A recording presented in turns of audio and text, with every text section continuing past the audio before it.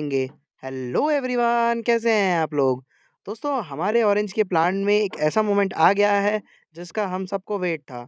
Flowers अब धीरे-धीरे fruit में कन्वर्ट होने लग गए और ऑनेस्टली बताऊँ तो ये गार्डनिंग का सबसे सैटिस्फाइंग स्टेज होता है। जब आप इतना टाइम केयर करते हो, फिर रिज़ल्ट दिखाना स्टार्ट होता है प्लांट का। यहाँ से असली गेम भी स्टार्ट होता है क्योंकि ये स्टेज जितनी एक्साइटिंग है, उतनी ही रिस्की। अगर थोड़ी-सी भी गलती हो गई, तो सारी मेहनत वेस्ट हो सकती है। बहुत लोग यहाँ पर कॉमन मिस्टेक्स कर देते हैं। उन्हें लगता है कि अब फ्रूट्स आ गए हैं, अब कुछ करने की ज़रूरत नहीं। लेकिन सच ये है कि प्लांट को अब सबसे ज़्यादा केयर की ज़रूरत है क्योंकि प्लांट इस टाइम पर अपनी एनर्जी को बैलेंस कर रहा है और डिसाइड कर रहा है कौन से फ्रूट सर्वाइव करेंगे, कौन से नहीं। अगर आपने सपोर्ट नहीं दिया तो प्लांट खुद फ्रूट्स गिरा देगा और आप सोचोगे कि पता नहीं क्या गलती हो गई। जो आप देख रहे हो ये छोटे-छोटे फ्रूट्स एक्चुअली रिसेंटली फ्लावर्स से फ्रूट बने हैं। इस स्टेज को बोलते हैं फ्रूट सेटिंग स्टेज और ये गार्डनिंग का सबसे सेंसिटिव फेज़ होता है। यहाँ प्लांट बहुत केयरफुली अपनी एनर्जी डिस्ट्रीब्यूट कर रहा होता है और हर फ्रूट को सपोर्ट देना पॉसिबल नहीं होता है दोस्तों। इसलिए कुछ फ्रूट्स जो होते हैं वो नेचुरली ड्रॉप हो जाते हैं, तो उनकी टेंशन करने की ज़रूरत नहीं है। प्लांट के पास लिमिटेड न्यूट्रिशन है क्योंकि प्लांट पॉट में लगा हुआ है, इसलिए बहुत ही कम न्यूट्रिएंट्स होते हैं उसमें और अगर ज़्यादा फ्रूट ज़्यादा हो जाएँ तो वो ओवरलोड फीड करता है। सिचुएशन में प्लांट स्मार्ट डिसीजन लेता है, वो वीक फ्रूट्स को गिरा देता है ताकि स्ट्रॉन्ग फ्रूट्स प्रॉपर्ली डेवलप हो सके। ये एक नेचुरल प्रोसेस है। अगर ड्रॉप ज़्यादा हो रहा है तो दिक्कत है, लेकिन अगर थोड़े फ्रूट्स गिर गए तो कोई प्रॉब्लम नहीं है। यहाँ पे हमारी रिस्पॉन्सिबिलिटी स्टार्ट होती है, हमें प्लांट को सपोर्ट देना है कि वो मैक्सिमम फूड्स को होल्ड कर सके और उन्हें हेल्दी बना सके। इसके लिए वाटरिंग, न्यूट्रिएंट्स और एनवायरनमेंट सबसे इम्पोर्टेंट होता है दोस्तों। दोस्तों, सबसे पहली और कॉमन मिस्टेक होती है ओवर वाटरिंग। सबसे पहली गलती जो लोग काफ़ी ज़्यादा कर देते हैं, ये ऑलमोस्ट हर गार्डनर कर देते हैं, हमारे से भी बहुत होती है ये। ओवर वाटरिंग लोगों को लगता है कि जितना ज़्यादा पानी देंगे, उतना ही प्लांट हेल्दी रहेगा और फ्रूट्स बड़े होंगे। लेकिन रियलिटी बिल्कुल अपोज़िट होती है। ज़्यादा पानी देने से सॉइल में ऑक्सीजन कम हो जाता है, रूट्स सफोकेट होने लगती है। जब रूट्स प्रॉपर्ली साँस नहीं ले पाती तो प्लांट स्ट्रेस में चला जाता है और प्लांट का पहला रिएक्शन क्या होता है? फ्रूट ड्रॉप करना। प्लांट फ्रूट बचाने के लिए उन्हें गिरा देता है। प्लांट का अपना सर्वाइवल ज़्यादा इम्पोर्टेंट होता है। फ्रूट उसके लिए एक्स्ट्रा लोड बन जाता है, इसलिए over watering directly fruit drop का रीज़न बन जाता है। बहुत लोग एक और गलती कर देते हैं, रोज़ थोड़ा-थोड़ा पानी देना। उन्हें लगता है कि ये भी सेफ़ है, लेकिन इससे सॉइल हमेशा वेट रहती है और रूट्स का कोई ड्राई फेज़ मिलता ही नहीं, जो उनकी हेल्थ के लिए काफ़ी ज़रूरी होता है। रिज़ल्ट वही, स्ट्रेस और फ्रूट ड्रॉप। ये पानी लिमिटेड दें। अब बात करते हैं दूसरी बड़ी गलती की, जो लोग अननोइंगली कर देते हैं, वो है फर्टिलाइज़र का ओवरडोज़। लोग सोचते हैं कि ज़्यादा खाद देने से फ्रूट्स का कलर और फ्रूट का टेस्ट ज़्यादा अच्छा आएगा, फ्रूट्स जल्दी ग्रो करेंगे और जल्दी बड़े होंगे। लेकिन यहाँ पे साइंस थोड़ी डिफरेंट है।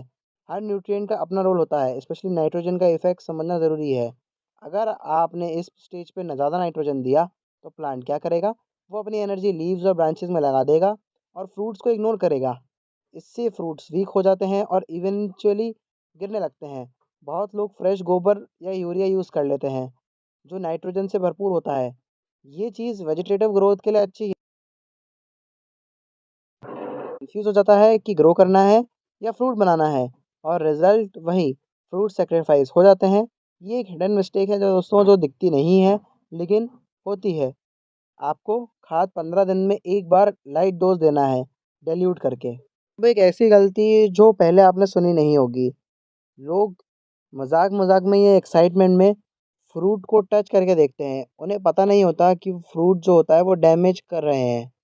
वो फ्रूट्स को बार-बार टच करते हैं और देखते हैं कितना बड़ा हो गया है। ये क्यूरियोसिटी नेचुरल है, लेकिन इस स्टेज पे ये हार्मफुल हो सकता है क्योंकि फ्रूट्स अभी बहुत डेलिकेट होते हैं। फ्रूट्स और ब्रांचेस के कनेक्शन का टाइम बहुत वीक होता है इस टाइम पर।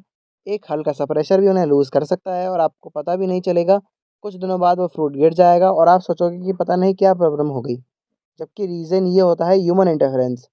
स्पेशली बिगिनर से ये गलती हो सकती है। इसका आपको ध्यान रखना है दोस्तों। एक्साइटमेंट होती है फ्रूट्स देखने की, वो बार-बार चेक करते हैं। ये हैबिट कंट्रोल करनी चाहिए क्योंकि प्लांट को नेचुरल प्रोसेस में ग्रो करने देना ज़रूरी है। जितना कम डिस्टर्बेंस रहेगा प्लांट को, उतना ही बेटर रिज़ल्ट देखने को मिलेगा हमें। हिडन मिस्टेक ये भी है दोस्तों, sudden change, sudden environment change. जैसे प्लांट को एकदम से शेड से सन में रख देना ये सन से शेड में शिफ्ट कर देना, ये चीज़ प्लांट के लिए शॉक होती है और इसका डायरेक्ट इफ़ेक्ट फ्रूट्स पे पड़ता है। प्लांट ग्रेजुअली कंडीशंस के अकॉर्डिंग एडजस्ट करता है।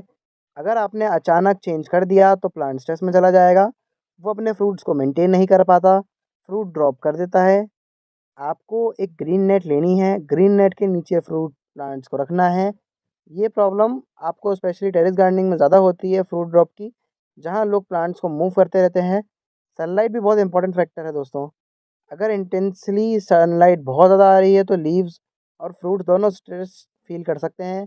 अगर उन दोनों में सनलाइट कम भी हो गई तो एनर्जी प्रोडक्शन कम हो जाएगा। दोनों सिचुएशन में रिस्क फ्रूट्स का ही होता है दोस्तों। इसलिए बैलेंस ज़रूरी है। सिंपल है, आपको ग्रीन, हाँ, क्योंकि सिर्फ गलती अवॉइड करना ही काफ़ी नहीं, सब चीज़ें भी करनी पड़ती है।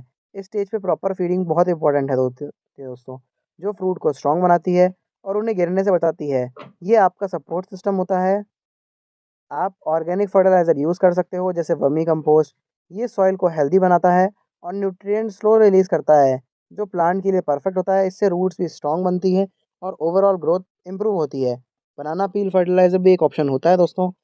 इसमें पोटेशियम होता है जो फ्रूट डेवलपमेंट के लिए बहुत ही ज़रूरी है। ये फ्रूट्स की साइज़ और स्ट्रेंथ देता है और उन्हें हेल्दी बनाता है। आप इससे लिक्विड फॉर्म में यूज़ कर सकते हैं। ये एक ईज़ी और इफ़ेक्टिव तरीका है दोस्तों। मस्टर्ड केक लिक्विड फर्टिलाइज़र भी बहुत पावरफुल होता है। ये प्लांट को एनर्जी देता है और फ्लावरिंग और फ्रूटिंग दोनों को सपोर्ट करता है। लेकिन इसका यूज़ हमें लिमिटेड क्वांटिटी में रखना है दोस्तों। मैंने इस पे एक डिटेल वीडियो बनाई है, आप चैनल पर देख सकते हैं। वाटरिंग का सिर्फ अमाउंट ही नहीं दोस्तों, टेक्निक भी इम्पोर्टेंट होती है। बहुत लोग डायरेक्टली स्टेम पे पानी देते हैं, जो कि गलत प्रैक्टिस है।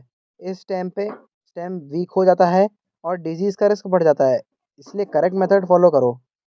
सॉइल की एज पे पानी डालो, जहाँ रूट्स एक्टिवली न्यूट्रिएंट्स भी अब्जॉर्ब करती हैं। इससे वाटर इवेंचुअली डिस्ट्रीब्यूट होता है और रूट्स को प्रॉपर्ली सप्लाई मिलता है। प्लांट्स भी हेल्दी रहते हैं और स्ट्रेस कम होता है। ये एक सिंपल बट इफ़ेक्टिव तरीका है। मॉर्निंग में वाटरिंग सबसे बेस्ट रहती है क्योंकि इस टाइम टेम्परेचर लो होता है और पूरा दिन प्लांट एक्टिव रहता है। वाटर एब्जॉर्प्शन भी प्लांट का इस टाइम बेटर होता है और एवापोरेशन लॉस भी कम होता है। इसलिए सुबह का टाइम परफेक्ट है। इसे हमें हैबिट बनानी है दोस्तों। शाम में वाटरिंग अवॉइड करना है। अगर सुबह कर दी तो ज़्यादा पानी देना भी प्लांट के लिए डेंजरस हो सकता है। वाटरिंग का एक रूटीन बनाना है। सबसे बेस्ट रहता है दोस्तों सुबह का टाइम। अब बात करते हैं एक हिडन एनिमी की जो साइलेंटली डैमेज कर रहा होता है। वो क्या है? मिलीबग्स, एफिड्स, और आपको पता भी नहीं चलता। वो छोटे छोटे पेस्ट होते हैं जो इंसेक्ट्स आके फ्लावर्स और फ्रूट को डैमेज कर देते हैं और रिजल्ट में क्या होता है? फ्रूट ड्रॉप हो जाता है। Common paste aphids, thrips, SAP सक करते हैं प्लांट की। इससे प्लांट वीक होता रहता है और फ्रूट्स प्रॉपर्ली डेवलप नहीं कर पाते। कभी कभी फ्लावर्स भी ड्राई हो जाते हैं। ये प्रॉब्लम बहुत ही कॉमन है और इसको इग्नोर नहीं करना चाहिए। इसका बेस्ट सोल्यूशन क्या है? हर 15 से 20 दिन में एक बार नीम ऑयल का स्प्रे करना ज़रूरी है। नीम ऑयल का स्प्रे आप शाम के वक्त करें, लीव्स बंद ना हो और मैक्सिमम इफेक्ट देखने को मिले। ये एक प्रूवन मेथड है। स्प्रे करते टाइम ध्यान रखना है लीव्स के नीचे भी कवर करना है क्योंकि पेस्ट वहीं है छुप जाते हैं जैसे ही स्प्रे मारते हैं हम। बस दोस्तों, आप समझ गए होंगे कि फ्रूट सेटिंग स्टेज पे क्या करना होता है और क्या नहीं। ये छोटी छोटी चीज़ें बड़ा डिफरेंस बनाती है और आपके रिजल्ट का डिसाइड करती हैं। अगर आपने सही केयर दी है प्लांट को तो आपका प्लांट अमेजिंग परफॉर्म करेगा और फ्रूट से भर जाएगा। गार्डनिंग में पेशेंस सबसे बड़ा इंपॉर्टेंट फैक्टर होता है। इंस्टेंट रिजल्ट नहीं मिलता है लेकिन जब मिलता है तो सेटिस्फैक्शन लेवल अलग ही होता है और आपने उगाए हुए फ्रूट्स का टेस्ट मार्केट से बहुत ज़्यादा अच्छा होता है। वो कंपेयर ही नहीं कर सकते। जो मार्केट में मिलते हैं वो फ्रूट्स अलग होते हैं और जो हमारे ग्रोन होते हैं वो अलग होते हैं। उनका टेस्ट बहुत ही अच्छा होता है। ऐसे ही दोस्तों प्रैक्टिस करते रहिए, धीरे धीरे आप भी एक्सपर्ट गार्डनर बन जाएंगे। प्रैक्टिस ही परफेक्ट बनाएगी गार्डनिंग को। ऐसी ही और इंटरेस्टिंग वीडियोस देखने के लिए सब्सक्राइब करना। Happy gardening.